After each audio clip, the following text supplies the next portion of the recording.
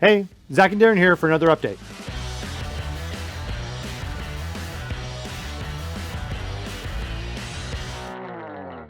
Hey, so first off, right off the bat, Survive the Storm rewards. For those of you guys that got to day 8 and weren't able to complete for an AI problem or crash, you guys should have all gotten those rewards now. If for some reason you haven't, please hit us up at fortnitehelp.epicgames.com and we'll make sure to get that sorted for you.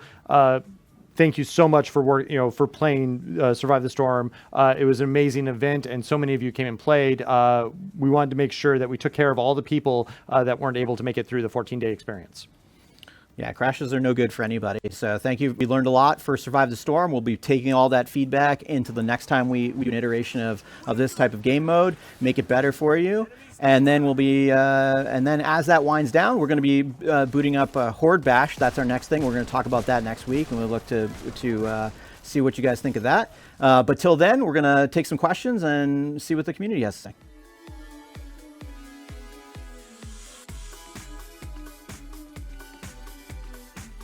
So one of the things that we've been investigating is we think that we have a core scaling issue with our attributes and how they influence class abilities at the top end of the play. So until we can resolve that attribute problem, it's kind of throwing off all the class abilities that are derived from that. So if you think about it, like the class abilities are the trunk of the tree, all the skills are the branches on it. And if I have to make changes to the core of that trunk, it's going to affect everything in the game. And so we have to be super thoughtful about making a change like that before just individually tuning each one of the skills that are derived from it. So we are hearing you. There's definitely an issue here, and we're going to be playing around with that through iteration. But it's one of those things that if we make a core change to the way the gameplay works, it can really affect the low level of the game. Yeah, so Outlander, Ninja, Constructor, we know that there's a core balance piece there that we're investigating. Where we're going to go solve that issue. As we make that change, we want to make it once at the low level, and then we need to make sure all of the other perks and abilities are balanced, and then once we have that in a good place, then we're going to release it. What we don't want to do is make a change, make it buggier, and then bring it out to you guys, and then have to iterate further. So stick with it for. It's not perfect right now. We know it's not perfect. We're working on it.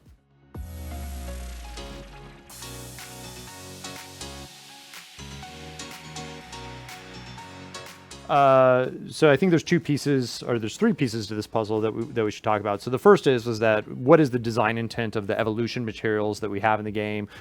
Drops of rain, lightning shards, Eyes of the Storm. Those materials are there to essentially make sure that there is a play progression. You have to play the game in order to progress. So the game is definitely designed as a free-to-play game where there's a certain portion that you can spend money to be able to acquire items, but then making sure that you have to play to be able to use those items as part of the design. And so these evolution materials allow us to be able to balance that over the period of time and make sure that we have a balance between those two systems. Second piece is that right now we are continuing to figure out what the right design balance of that is within the system.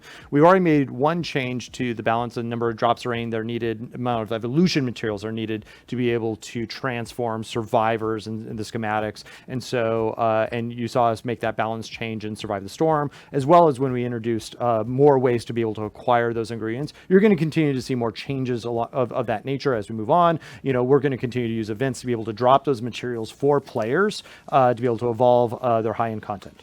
Yeah, and one of the things about talking about events and acquisition is that it's also, we should keep in mind that basically you guys have been rocking through the top end of the game. When you get up in the twine, you'll see that the quests that we have are not as robust as they are in the lower half of the game. And so as we continue to add more quests into that space, the rewards will also go up during that iteration. It's just simply a result of the fact that at that very top end gameplay, it's not done, and we need to add more quests in that space, which will also provide you with more evolution ingredients and more things you need in order to advance enhance your character. And right now, that's just not as robust as we need to be. And we appreciate the truly hardcore that guys who are up there grinding away at it. But as the game evolves over the next 12 months, you'll see that pressure be reduced by the improved content. And as Zach said already, events are supplementing that as ways to harvest those kind of ingredients in the meantime.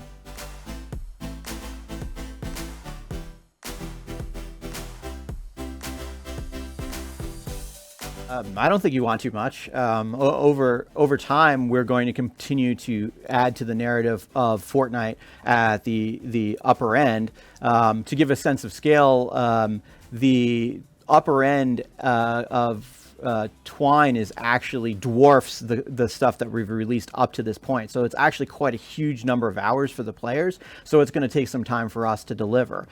We are working on putting that narrative together, and you're going to see a hybridization of the progression of that narrative through the straight campaign that's available, and also through our events. And we're going to be telling some aspects of the game story through participation in the event stuff. So you will have the ability to play in the world of Fortnite and learn more about the world building. But I recognize that people who are saying, hey, I've progressed past some of these portions of the quest, what's going to happen to me as a result? It's our intent to make those quests playable to you so you can experience it. We're not 100% sure that we can do that in all cases. I bet you it's probably going to be 85% of the things you can do you will be able to go back and redo. But I'm just not 100% sure that I can say to you guys, like, hey, every single quest in every case you'll be able to go back and participate in. That's only because some of them are hard gates to the way you progress, and to sort of retrofit them could be more complicated than we think. So just want to let you guys know it is our intent for you guys to play through that stuff and experience the story and learn about the world of Fortnite. But with some caveats if you are at the absolute end game. Thanks everybody for participating in the Fortnite community, and we look forward to your feedback.